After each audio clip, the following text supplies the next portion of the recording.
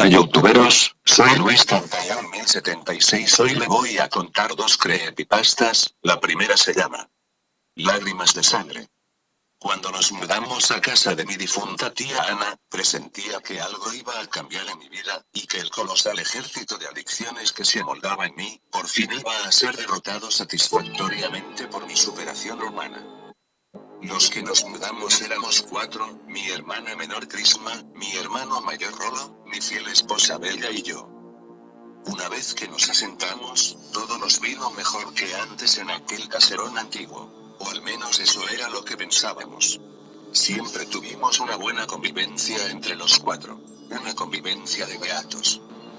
Algunos pensarán que vivir con tu esposa y dos hermanos es algo bastante inapropiado para la privacidad de una pareja, pues no, en mi caso no lo era. Puesto que mi hermano mayor sentía un profundo cariño hacia Bella. Por otro lado, mi hermanita solo la aceptaba y no demostraba queja alguna en el asunto. Pasaron los jubilosos días cargados con copas de pureza y alegría, dado que estábamos en plena primavera. La estación de la que se adueñaban los pajarillos, que no paraban un instante en dar a conocer sus divinas canciones. Una de mis estaciones favoritas, por cierto, donde las flores demuestran todo su esplendor al máximo y donde los amores surgen o renacen. En mi caso, quería hacer renacer mi amor con Bella, ya que desde el viaje no habíamos tenido intimidad, algo a lo que estábamos muy acostumbrados. Pero antes de llenar de mariposas mi alma con su hermoso y escultural cuerpo, decidí buscar entre unas cajas viejas y polvorientas un retrato del que hablaba frecuentemente papá. Este retrato pertenecía a la difunta tía Ana. Según papá, en el retrato se podía apreciar lo bella que era nuestra tía en su plena y viva juventud. Después de una minuciosa búsqueda en el segundo piso, logré encontrar el famoso retrato del que tanto alardeaba papá. Y sin dudas tenía razón, porque tía Ana se veía realmente radiante. Si no hubiese sido mi pariente y si hubiese sido de mi misma edad, no habría perdido tiempo alguno en acortejarla, ofreciéndome como su primer pretendiente. En el transcurso de mi exitosa búsqueda, el tiempo no había perdonado a mí, ya era de noche. La hora indiscutible de ir a recomponer energías, con una suculenta comida que era más que seguro que estaba en la mesa de la sala principal, en el primer piso. Cuando llegué hasta la mesa no encontré a nadie, ni Bella, ni Rolo, ni Crisma. Como si la tierra se los hubiese tragado y jamás los hubiese digerido. Desconcertado por la ausencia de todos, me dirigí al refrigerador para picar algo y engañar a mi estómago. Algo que logré con éxito. Luego me dispuse a buscar a todos mis cercanos, como un constructor de familias dispersas. Subí al segundo piso y me dirigí sin control alguno de mi cuerpo hasta mi habitación, para encontrar a mi queridísima Bella, mi hermosa mujer, mi divina y fiel señora. Pero cuando llegué hasta la habitación, mis ojos vieron lo más repugnante y traicionero que jamás hubiesen querido avistar. Era mi fiel esposa con mi único y despreciable hermano. En pleno acto sexual, transpirados como cerdos y con los ojos dados vuelta por tanto placer. Cuando me vieron se taparon, y dijeron lo más insulso que había escuchado en toda mi puta vida. No, es lo que tú piensas. Dijo mi querido hermano mayor. El ejemplo de la traición, el primogénito. Es cierto, y afirmó mi infiel y arpía esposa.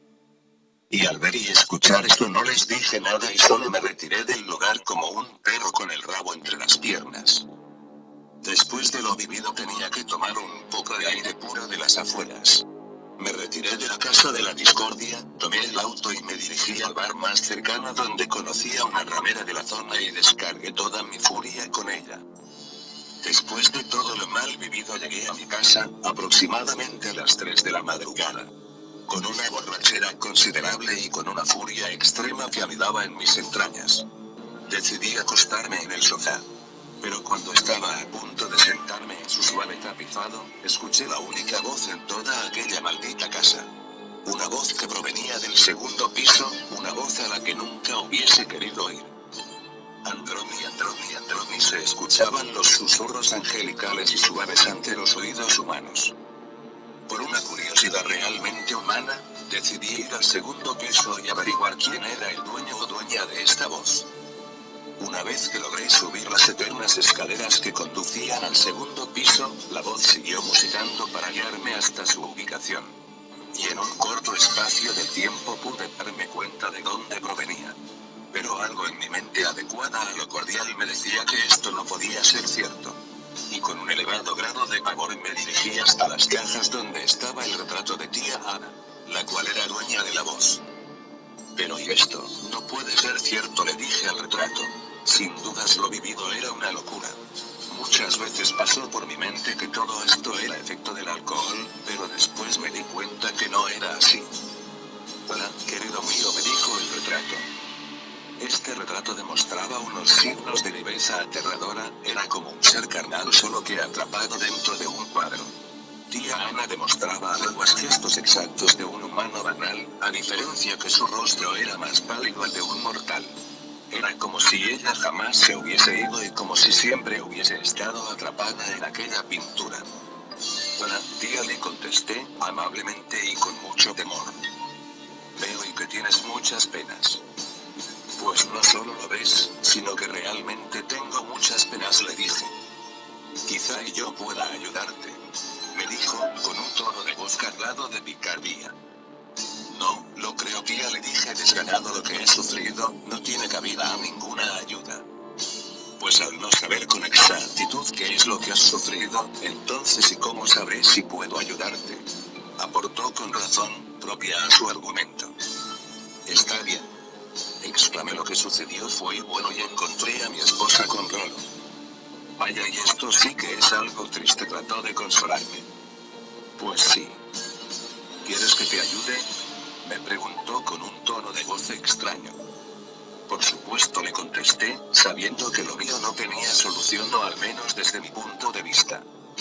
Entonces sí te ayudaré, dijo. Mañana amanecerás encontrando una gran sorpresa, una sorpresa radiante, despampanante e inimaginable. Está bien y confío en ti, le dije, reacio a que pueda solucionar mi problema. Una vez que quedamos en acuerdo con mi tía, o más bien con su retrato, volví a mi objetivo principal. Ir al sofá y pegar los ojos hasta el otro día. Que solo anhelaba que sea mejor el vivido.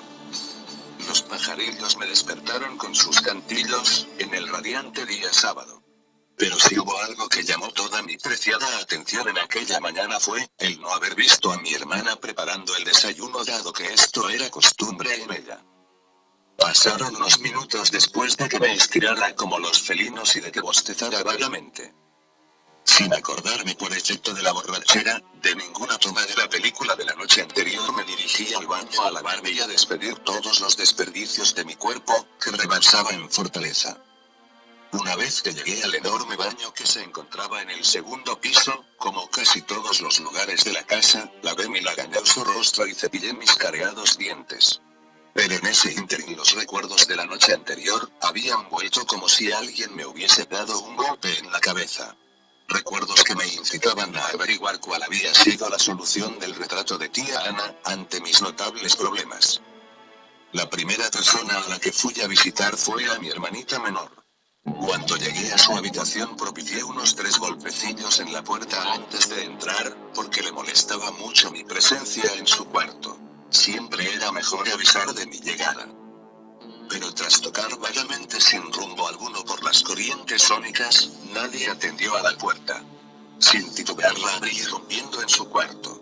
Y cuando ingresé a la habitación vi lo más aterrador y morboso que jamás había visto en mi asquerosa vida. Era mi hermana menor ensartada con clavos ferroviarios contra la pared, en posición de crucifixión, completamente desnuda, con 3 estacas apuñalando su vagina y dejando que la sangre fluyera de su genital corrompido. Los pechos desgarrados con los pezones pendiendo de un hilo de piel, ojos y boca cosidos a la perfección, impidiendo la vista por la eternidad y obstruyendo todo tipo de alimento. Y su cuerpo pálido y virginal tenía precisas incisiones que formaban inscripciones paganas e intimidantes de las cuales desconocía totalmente. Inscripciones en un idioma, al parecer lo bastante extraño y desconocido por la humanidad. Después de llorar un considerable momento, sollocé y salí de la habitación, que demostraba el lado más oscuro de la muerte y de la ayuda del retrato. Al ver esto me imaginé qué es lo que les había tocado mis verdaderos traidores. Lo que no comprendía aún, era el porqué de la muerte de mi preciada hermana. Además tenía mucho miedo por aquel retrato del demonio, que sin dudas, tenía una forma muy aterradora de solucionar los problemas. Cuando abrí la puerta de la habitación de Bella los encontré a ellos asesinados, torturados, ultrajados, de forma macabra y sádica para la mente de un humano. Bella estaba con un palo insertado en su vagina, el cual hacía notar su otra extremidad saliendo de su enorme boca que lo tragaba todo. Le faltaba el cuero cabelludo, no tenía sus hermosos ojos negros y tenía incrustadas en cada oído palancas de metal. Pero lo que más gustó mi atención fue lo que tenía escrito en sus senos, algo que decía lo siguiente: soy una puta, me encantan las pijas enormes. Esto, no mentía por ninguna razón. A veces pensaba que todo lo sucedido se lo tenía bien merecido y que mi persona tenía un cierto grado de goce en tal situación. Pero aún faltaba otra de las víctimas o condenados, una persona de lo más despreciable e inmunda. Un ser capaz de engañar a su propia sangre, del cual era mejor alejarse que acercarse.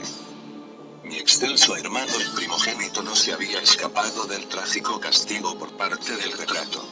Él estaba a tan solo un cuerpo de Bella y de la peor manera se encontraba sin signos de vida. Rolo carecía de sus extremidades, las cuales estaban clavadas en las paredes del cuarto con unos clavos de tamaño considerable. Por otro lado, tenía estacas introducidas en su carne que enfilaban desde su cuello hasta su pene. Como si todo esto no hubiese sido suficiente, sus ojos estaban salidos hacia afuera, sus oídos estaban rasgados y su boca faltante de sus tan preciados labios, los cuales usaba para besar a mi difunta mujer. Después de ver las torturas que habían sufrido mis seres cercanos, que alguna vez fueron queridos, me decidí a ir en busca del truculento retrato de tía Ana. Una vez que llegué hasta mi objetivo, abrí la caja de cartón donde estaba el tan anhelado retrato y lo tomé, en un movimiento de tal rapidez que mi alma no lo notó. Tía Ana se encontraba firme, fusionada al retrato, llorando como nunca, pareciendo una verdadera chiquilla de mil ganas. Pero lo que realmente me dejó cuajado, no fue el haber visto llorar al retrato, sino lo que lloraba el retrato. No eran lágrimas comunes, eran lágrimas de sangre, tan roja como los ríos del infierno. Esta imagen me causaba un cierto y considerable grado de terror, tristeza, angustia y hasta furia. No lograba comprender qué era lo sentido en aquellos momentos, tan torturadores para mi existir. El retrato seguía impetuoso en su posición, sin dejar de llorar. Y en su momento de pena eterna decidí hacerle una pregunta que atormentaba mi ser a cada minuto que pasaba. Ana, exclamé, para hacer que vuelva a sí, algo que resultó con mucho éxito. ¿Qué quieres, Andrón?, me preguntó después de sollozar. Solo quiero saber ¿y por qué matasteis a Crisma? Porque ella también era una pecadora, me contestó con mucha confianza de sí misma. ¿Y cuál fue el pecado que cometió hacia mi persona?, le pregunté, atónito. Cuando tu hermano y tu mujer te engañaban, ella lo sabía todo. Solo que callaba, porque estos dos le pagaban un dinerillo, contestó a mi gran pregunta. Sin dudas todos mis seres queridos eran unas verdaderas mierdas humanas.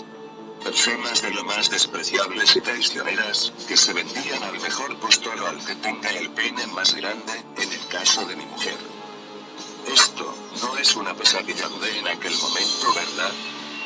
No, todo es real, apaciguó mi alma. ¿Sabes qué, tía? ¿Qué, hijo? Eres la única persona, o más bien el único ser, del que puedo fiarme y del que nunca me separaré, le dije, con toda la franqueza del mundo. Gracias y mi amor, tus palabras me han aliviado. De tal forma que estoy lista para solucionar tus otros, tan inquietantes problemas. ¿Acaso lo deseas? El retrato de tía Ana me volvió a hacer la misma pregunta de un principio.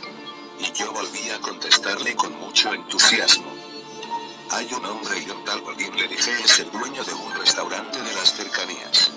Me encantaría que me ayudaras con este tipo. Mi conocimiento era voraz, respecto a cuál sería la ayuda que iba a recibir nuevamente de parte del retrato. Y decidí junto a tía Ana, convertirme en un